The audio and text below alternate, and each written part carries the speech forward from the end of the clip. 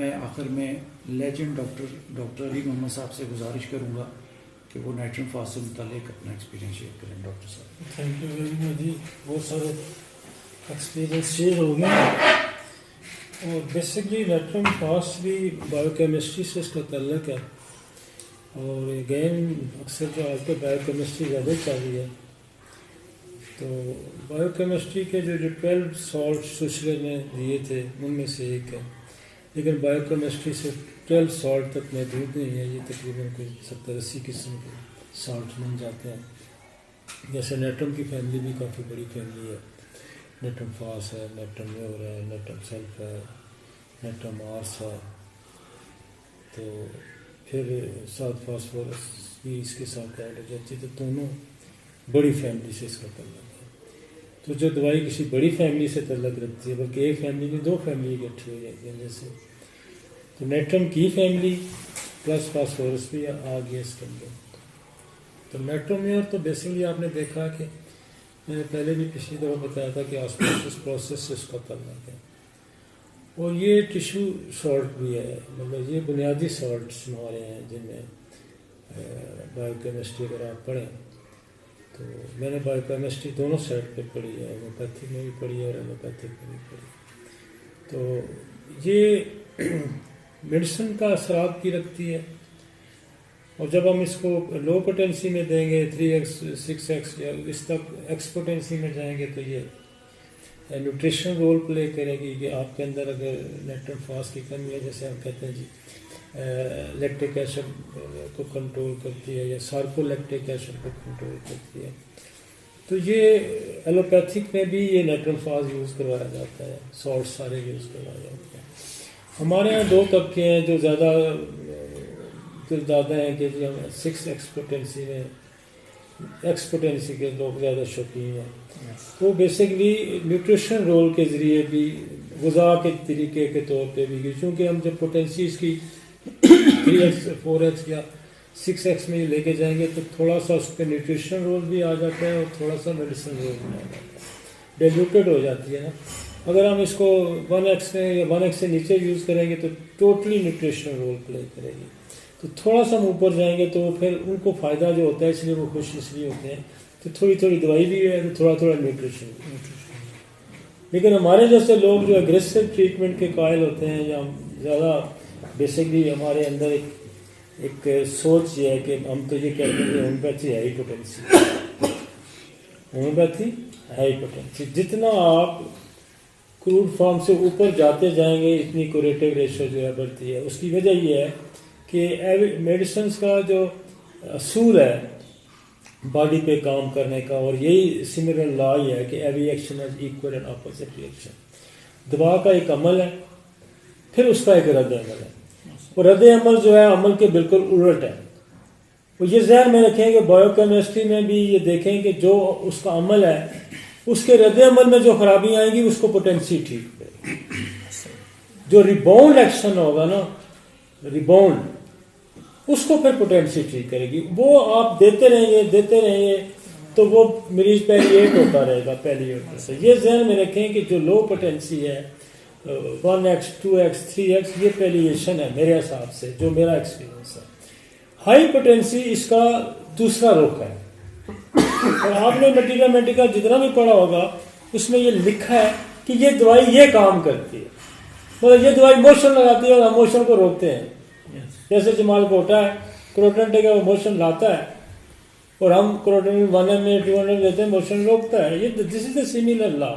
اور ہومیوپیتھ کو یہ ضرور سمجھنا چاہیے کہ ہم ہومیوپیتھی بالمثل علاج یہی ہے کہ جو سیکنڈری پرائمری ایکشن کے سیکنڈری ایکشن کو دیکھے گا. جو دوا پرائمری ایکشن میں عمل کرتی ہے اس کے بالکل الٹ ہی سیکنڈری ایکشن ہوتا ہے, تو وہ کہتے ہیں سیکنڈری ایکشن جو ہے وہ لانگ لاسٹنگ ہے, وہ پرماننٹ ہے. تو ہم جو ہے نا, ہمیں پہلی تو بات ہے اسی کے ذریعے میرا ایک میسج ہے کہ آپ ہومیوپیتھی کو پرائمری پہ مت جائیں, آپ ہومیوپیتھی کو سیکنڈری پہ جائیں. آپ میکینک کے پاس جاتے ہیں اس کو گاڑی میں پیٹرول نہیں آپ کو وہ ڈال دیتا, وہ گاڑی کا فالٹ دور کرتا ہے. اور یہ ذہن میں جتنی بایو کیمسٹری ہے، بایو کیمسٹری باڈی کے اندر بایو کیمسٹ جب ایبزارب نہیں ہوتا، مثلا کیلشیم ایبزارب نہیں ہو رہا، مثلا پوٹاشیم ایبزارب نہیں ہو رہا، مثلا سیلینیم ایبزارب نہیں ہو رہا، تو پوٹینسی اس کو ایبزارب کروائے گی. دس از دا مین رول. ہومیوپیتھی کا یہ رول ہے. ہومیوپیتھی کا یہ رول نہیں ہے کہ ہم نیوٹریشنل، ٹھیک ہے ایک ڈاکٹر ہے تو وہ نیوٹریشن کو بھی دیکھے گا، لیکن جو فالٹ ہے نا، یہ ذہن میں رکھیں، فالٹ جس نے ٹھیک کرنا ہے نا، میکینیکل فالٹ جو آ گیا باڈی، جو پیتھولوجیکل چینجز آ گئے، وہ پوٹینسی نے ٹھیک کرنی ہے. جتنے بھی بایو کیمسٹری کو آپ پڑھیں، میں ایلوپیتھک میں پڑھیں، اور اس میں آپ کو بہت زیادہ ڈیٹیل ملے گی سارے بایو کیمسٹری کی. ہم جو ہے اب لوگ کہتے ہیں نا کہ آپ فیرم کو پڑھیں، تو فیرم میں لکھا ہے کہ آپ جتنا مرضی ٹنوں کے حساب کسی کو فیرم کھلوا دینا، اس میں فیرم کی ڈیفیشنسی جو ہے نا وہ کبھی پورا نہیں ہوگی. پھر آج 3 مہینے کا کورس لیں گے، پھر 3 مہینے کا کورس ہے، لیکن جب آپ اس کو پوٹینسی میں فیرم دیں گے نا، تو اس کا جو فیرم باڈی کا حصہ نہیں بن رہا، وہ باڈی کا حصہ بننا شروع ہو. اور باڈی کا حصہ نہیں بننا کسی بھی سالٹ کا، اس کے پیچھے کچھ میازمیٹک کا بھی رول ہے. کچھ میازم جو ہیں آپ کی، دیکھیں سارا جو تیل میل ہے، جتنے انزائم بنتے ہیں، بیسکلی تو سالٹ بنیادی غذا ہے نا، اس کا یہ سارا تیل میل ہے، پوٹاشیم کا، کیلشیم کا، نیٹرم کا. اس ابزارپشن، اگر تو یہ تال میل چلتا رہے تو انسان تو بیمار ہی نہیں ہوگا. سوشلر یہی کہتا ہے یہ میں نے تال میل چلانا ہے. اس تال میل کو روکتا کون ہے؟ اس تال میل کو کون روکتا ہے؟ اس تال میل کو بیکٹیریا روک سکتا ہے، اس تال میل کو آپ کا وائرس روک سکتا ہے، اس تال کو فنگر روک سکتا ہے. یہ تال میل خراب ہوتا ہے. یہ تال میل جب خراب ہو جائے گا تو کس کی وجہ سے خراب ہوا؟ سائیکوسس کی وجہ سے خراب ہوا، سفلس کی وجہ سے خراب ہوا. اس کو آپ کاؤنٹر کریں گے اور ساتھ اس کی بایو کیمسٹری کی ہائی پوٹینسی دیں گے تو آپ کی نیٹرم فاس کی ایبزارپشن شروع ہو جائے گی، کالی فاس کیلشیم کی، پوٹاشیم کی ایبزارپشن شروع ہو جائے گی. آپ جیسے آپ کاسٹیکم دے دیتے ہیں، پوٹاشیم کی ایبزارپشن شروع ہو جائے گی. لیکن ہومیوپیتھی سائنس نے وہ کہتا ہے کہ بہترین ڈاکٹر وہ ہے جو بیماری کے پیچھے، سمٹم کے پیچھے بیماری کو ڈھونڈے، بیماری کے پیچھے وجہ کو ڈھونڈے، اور پھر شفا کے درمیان ہائے رکاوٹوں کو دور کرنے کی صلاحیت رکھتے ہیں. آپ ٹنوں کے ساتھ نیٹرم فاس کسی کو کھلا دیں، میں آپ کو یہ بتاؤں کہ آپ کے 100 سے 200 کیس ٹھیک ہوں گے، 2 کیس ٹھیک ہوں گے، 4 ٹھیک ہوں گے، جب تک آپ اس کی ابزارپشن کو ٹھیک نہیں کرتے. ابزارپشن کیوں خراب ہوئی؟ کیا وہ ٹائیفائڈ کے بعد خراب ہوئی؟ کیا وہ سائیکوسس کے بعد خراب ہوئی؟ یا کس کے بعد خراب ہوئی؟ تو پھر آپ کو بایو کیمسٹری ان دا پوٹینسی دینے میں آپ کو نشہ ہوگا، مزہ ہوگا کہ یار کیا کمال ہے، یہ ہماری دوائی کام کرتے ہیں. میرے یہاں یہ جو استعمال ہوتی ہے، میں اصل میں میری کوشش یہ ہے کہ ہم اس کو ہومیوپیتھی کو سمجھ لیں. دوائی صرف ہم نیٹرم فاس کی خصوصیت پڑھ کے ہم اس سے رزلٹ لیں گے، کتنے لیں گے؟ 100 میں سے 5 سے 10% لیں گے. لیکن آپ ہومیوپیتھی کو سمجھ کے تو اس سے رزلٹ آپ 90, 70, 80% سے اباؤ چلے جائیں. جتنی آپ کی ایکوریسی ہوگی کہ آخر رکاوٹ کون سی ہے، اس رکاوٹ کو دور کرنے کی آپ کی صلاحیت، اور کیوں ابزارب نہیں ہو رہا. آپ کھانے کا نمک ہر بندہ کھا رہا ہے تو پھر بھی اس کو سالٹ کی ڈیزائر کیوں پیدا ہوتی ہے؟ سالٹ وہ ابزارب بھی نہیں ہو رہا، وہ ضرورت ہی نہیں بن رہا باڈی کی. کیلشیم، آپ کو کتنے لوگ کیلشیم کھاتے ہیں لیکن کیلشیم ان کی باڈی کا حصہ ہی نہیں بن رہا. حصہ کیوں نہیں بن رہا؟ اس کا حل آپ نے ڈھونڈنا ہے، اور یہ حل صرف ہومیوپیتھی کے علاوہ کوئی نہیں دے سکتا. ٹھیک ہے، اس حل کو ڈھونڈنا ہے. مطلب ہم سارے دوست ہمارے جو جتنے بھی یہاں بیٹھے ہیں سارے بہترین پریکٹیشنر ہیں. ایک تو سجاد یہ نا کہ میڈیسن ربط دے دیتا ہے کہ ہاں پہ بولو اس پہ صحیح. تو ہم تو اس لیے بول رہے ہیں کہ یہ روزمرہ ہم استعمال کرتے ہیں، وگرنہ تو ایک دوائی پہ بولنا بڑا ہی مشکل کام ہے بھائی. لوگ سمجھتے ہوں گے یہ کتابیں 4 پڑھ کے سارے آ کے بیٹھ کے دوائی ڈسکس کر لیتے ہیں. تو یہ میرے بھائی بڑا، اگر آپ مجھے ایک دن یہ پہلے بتا دینا، رات کو ہی بتا دیں تو پھر میں نیٹورم فاسٹ میں 3 گھنٹے میں ہی بولوں گا، اور کوئی نہیں بولے گا، یا طارق ہی بولے گا، پھر اور کوئی نہیں بولا. تو ہمیں تو وہ ہے جو ہمارا کلینکل ایکسپیرینس ہے. اور میرا کلینک ایکسپیرینس، میں آپ کو ایک بڑے بڑے بزرگ دوست ہیں، اللہ ان کو جنت نصیب کرے، ڈاکٹر نور محمد صاحب، مجھے انہوں نے بتایا کہ ظہور صاحب ان کے ساتھ کام کرتے تھے. یہ میرا فرض بنتا ہے نا ہم لوگ بزرگوں کا کام کا بھی، شاید اس بہانے ہمیں ہمارے آنے والی نسل بھی شاید ہمیں یاد کرنے میں کرنا، جو پچھلوں کو نہیں یاد کرتا اگلے ان کو نہیں یاد کرتے. تو ظہور صاحب کہتے تھے کہ اسٹامک السر میں نور محمد ایک ہی دوائی یوز کرتا تھا، نیٹرم فاس، اور دیتا بھی سی ایم میں ایک ہی ڈوز تھا. یہ میں آپ کو 25 سال پرانی بات سنا رہا ہوں، 20-25 سال پہلے. تو میرے پاس ایک پختون تھا، وہ نسوار بڑی کھاتا ہے، اس کو اسٹامک السر ہو گیا. تو کہتا جی مجھے، کہتے ہیں جی ڈاکٹر، بڑا اچھا دوست بھی میرا تھا. تو میں نے اس کو نیٹرم فاس، کافی علاج کراتے تھے، میں نے اس کو نیٹرم فاس سی ایم کی ڈوز دی. وہ ظہور صاحب دیتے ہیں، ہر بندے کو یہی دیتا تھا جس کو اسٹامک السر ہے. تو اس نے کہا یار کیا جادو دوائی تھی، نہ جلن، نہ ایسڈ، نہ برننگ، نہ ختم ہی کر دیا اس نے. اور کئی سال بھی ہمارے پاس رہا ہے، دوبارہ اس کو ضرورت ہی نہیں پڑی دوبارہ ریپیٹ کرنے کی. تو یہ نور محمد کا ایکسپیرینس ہے بھائی، میں آپ کے ساتھ شیئر کر رہا ہوں کہ یہ نیٹرم فاس سی ایم میں وہ دیتا تھا اسٹامک السر. اچھا ایسیڈیٹی ہے کیا، تھوڑا سا اس کو بھی سمجھ لیتے ہیں. نیٹرم فاس کو جو سمجھ، ایسیڈیٹی بیسکلی ہماری خوراک کے ساتھ نیچے جا کے نا ایک اسفنکٹر لگا ہوا ہے جو میدے میں کھلتا ہے. جب ہم کھانا کھاتے ہیں تو میدے میں کھلتا ہے، اور جو خوراک جب نیچے جاتی ہے تو وہ اسفنکٹر یوں لاک ہو جاتا ہے، بند ہو جاتا ہے. یہ اسفنکٹر اور بھی کئی جگہ لگے ہوئے ہیں، جیسے اسٹول کی جگہ لگا ہوا ہے، وجائنا میں لگا ہوا ہے، اور بہت ساری یورین بلیڈر میں لگا ہوا ہے. یہ اسفنکٹر جو ہے نا ایسڈ رہ کے نا، تو یہ اسفنکٹر لوز ہو جاتا ہے، کھل جاتا ہے. لوز ہو کے نا، ایسڈ تو ہمارے اسٹامک کے اندر ایسڈ ہے، وہ ایسڈ ہی کھانے کو، جیسے سلفیورک ایسڈ ہے، وہ کھانے کو ہی وہی ڈائجسٹ کرتا ہے. ہوتا یہ ہے کہ جب اسفنکٹر لوز ہوا نا، تو اس کو دوسرے ڈاکٹر بھی ہمارے کہتے ہیں، اب تو ہومیوپیتھی بھی ٹرم یوز ہوتی ہے، ریفلیکس آتا ہے، کھانا واپس ریفلیکس، وہ ریفلیکس برننگ کرتا ہے، وہ ریفلیکس برننگ کرتا ہے.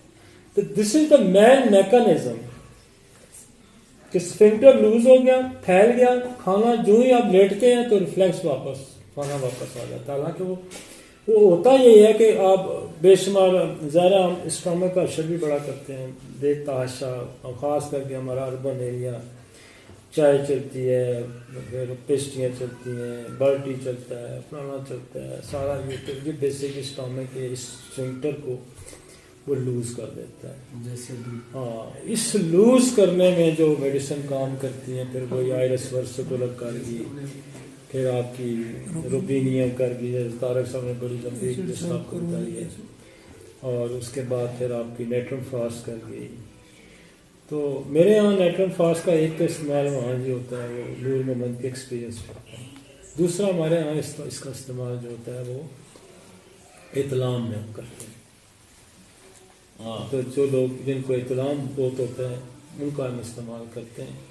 اور یہ اس کے اطلام رات کے 2 دفعہ، جیسے طارق صاحب نے کہا 2 دفعہ بھی ہو جاتا ہے. تو نیٹرم فاس ہم 200 کی روز دیتے ہیں، ہم اچھا کام کرتے ہیں. اس کے ساتھ ڈائسکوریا کا کمپنیشن بڑا اچھا ہے. اسی طرح ڈائجسٹو سسٹم ڈائسکوریا پہ میں اس میں یہاں اسکوٹلیریا یوز کرتے ہیں. کمپیریزن بھی ہونا چاہیے کہ اسکوٹلیریا بڑا اچھا کام کرتی ہے اطلام میں. وہ میں دیتا 3x4x اس طرح ہم دیتے ہیں، اور نیٹرم فاس ہم 200 میں دیتے ہیں. پھر ڈائسکوریا شاید ہم لوگ وہ بھی اسی طرح 200 میں استعمال کرتے ہیں. ڈائجسٹو ٹریک کی میں آپ کو بتاؤں کہ میں اس کے جو کھٹے ڈکار ہیں نا بہت مشہور ہیں، جیسے کہ کھٹے ڈکار. تو میں ایک بڑے عرصے سے ہم اس کو کھٹے ڈکاروں پہ، ایسیڈیٹی پہ، یہ بہت پرابلم ہے اربن ایریا کا. پھر جیسے میں نے جب ہم نے BHMS کیا تو ہم نے اسٹامک کے لیے ایچ پیلوری کو پڑھا. پھر میں جب باہر گیا UK سے، میں وہاں سے ایچ پیلوری پوٹینسی میں بنا کے لیں گے، اور بے تحاشا اس کا استعمال ہوا. آج تو پورا پاکستان تو پوری دنیا میں ایچ پیلوری پڑ گیا نا. تو اللہ کا شکر ہے کہ ہم نے اس کو انٹروڈیوس کرایا ہومیوپیتھی میں کہ واٹ از ایچ پیلوری. اور ایچ پیلوری وہ ہے کہ یہ ایسا بیکٹیریا کہ جو یہ ساری ایسیڈیٹی گیسٹریز یہ وہ سارا پیدا کرنے کا نا اسٹامک کے الٹیمیٹلی یہ اسٹامک کا کینسر بھی بناتا ہے. یہ اسٹامک کا کینسر بھی بناتا ہے. تو اگر آپ نیٹروفاس کا استعمال کر رہے ہیں کھٹے ٹگاروں میں یا اس میں تو آپ ساتھ اس کے ایچ پیلوری کی ایک ڈوز دے دیں تو آپ اچھا ہے. لیکن میرے پاس ریفلیکس میں میں نیٹروفاس یوز کرتا ہوں لیکن میرے پاس ایک اور بڑے ہتھے میری دوائی چڑھ گئی ہے اور میں لیکچر میں بھی ذکر کیا کیڈمیم سلف. تو وہ کیڈمیم سلف جو ہے نا وہ بیسکلی بہت ڈیپ ہے. وہ آئرس ورسیکولر سے بھی ڈیپ ہے. وہ چونکہ وہ کینسیرین میڈیسن ہے تو وہ زیادہ ڈیپ ہے کیڈمیم. وہ کیڈمیم بیسکلی میٹل ہے میٹ ہے تو وہ گہرا میٹ ہے. تو ہم نے جب سے کیڈمیم سلف کو یوز کرنا شروع کیا بیسکلی تو ہم نے اس کو اسٹامک کینسر میں اور کئی جگہ کینسر میں نے پڑھا تھا لیکن میرے ہتھے تو وہ چڑھ گئی ریفلیکس میں.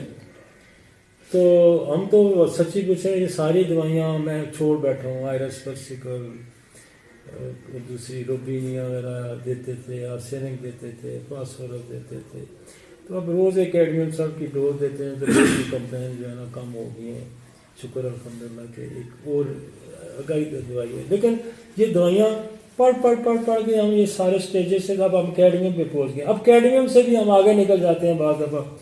اب ایک نئی دوائی آ گئی ہے کینسر نسول آ گیا اسٹامک کا. تو ہم سے جو بندہ نہیں کسی طرح کا بھی ٹھیک ہوتا نا ٹھیٹ قسم کا اسٹامک کا تو ایک آدھ ڈوز کارسینوسم اسٹامک ہم لگا دیتے ہیں. ٹھیک ہے نا. تو پھر ماشاءاللہ پھر رزلٹ اور بہتر ہو جاتے ہیں. تو نیٹروفاس بڑی گہری دوائی ہے بایو کیمسٹری سے تعلق ہے. نیٹرم فیملی بڑی مزے کی دوائی ہے. نیٹرم کا پچھلی دفعہ ہم نے نیٹرم میں بڑی چیزیں ڈسکس کی ہیں. تو جب آپ ایک دوائی پڑھتے ہیں تو پھر اس کی کمپیریٹیو اسٹڈی اس کی پوری فیملی کو پڑھیں تو پھر آپ کو زیادہ مزہ آتا ہے. تو میں تو تھینک یو ویری مچ آپ نے مجھے بھی موقع دیا. اور میں چونکہ آخر میں رہ جاتا ہوں تو آخر میں جو ہوتا ہے وہ بڑا مشکل ہی ہوتا ہے. اور مجھ سے پہلے حضرت طارق صاحب بھی بول چکے ہوتے ہیں اور پھر نچوڑ نکل چکا ہوتا ہے. تو بہرحال شکر الحمدللہ جو مجھے آتا تھا اور جس طرح سے میں اپنی بیماریوں کو سمجھتا ہوں اگر ہم اس طرح سے نیٹروفاس کا استعمال کریں گے تو آپ کے اگر کلینک میں 10-20% رزلٹ آتے ہیں تو آپ کے رزلٹ اور اچھے ہیں.